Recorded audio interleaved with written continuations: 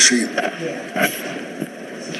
My name is Dalila Reynoso. I'm a community and organizer with Texas Jail Project. I'm here to speak against SB 21. Thank you, Chairman Hufford, and the committee members for giving me this opportunity to speak. First, I am sorry for the victims' families and their loss. I, too, was a victim, but I am no longer a victim. I'm a survivor. I was born and raised in Tyler, where I've been working closely with my sheriff, Larry Smith, and the newly elected felony judge, Reeves Jackson, to address the problem of people with mental illness and behavioral health issues who are stuck in my Smith County Jail. 20 to 25% of that population has some mental illness. Currently, our jail is overpopulated. It is very imperative that this committee considers the impact of legislation that it would have on the population of individuals who struggle or suffer from a mental illness or a disability.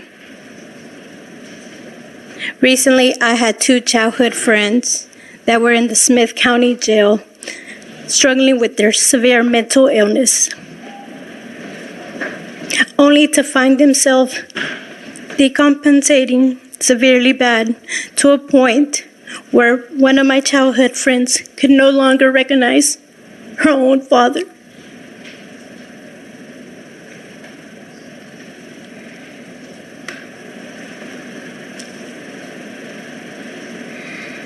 In my experience of working directly with incarcerated and collaborating with indigent defense, I have seen the most indigents are not appointed an attorney for days or weeks, sometimes months after their arrest.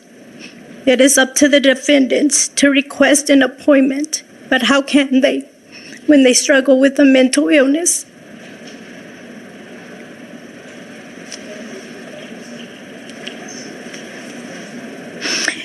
In SB 21, there is a provision that the affidavit may be filled out if bond is not paid within 4 days.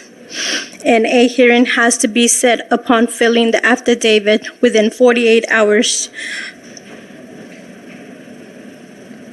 Most of these defendants do not know this, and they will continue to sit there and deteriorate in the jail.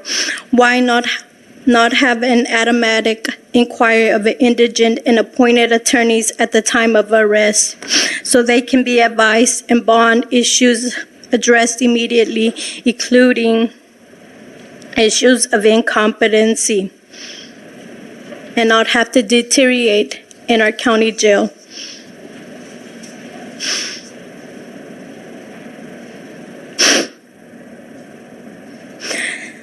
Senate Bill 21 is bad for our communities. It would only worsen the outcome for individuals with mental illness.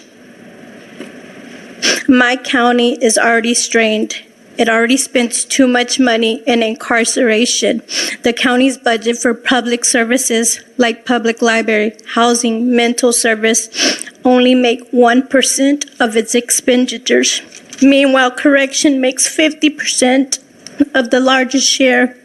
$1 in $5 is spent by the county goes to caging people.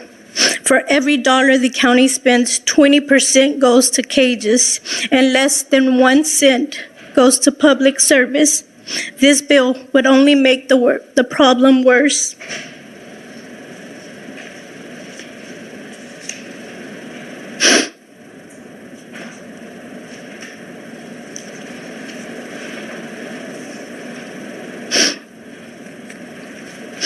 And it would continue to burden the local sheriff's office with the responsibility of housing folks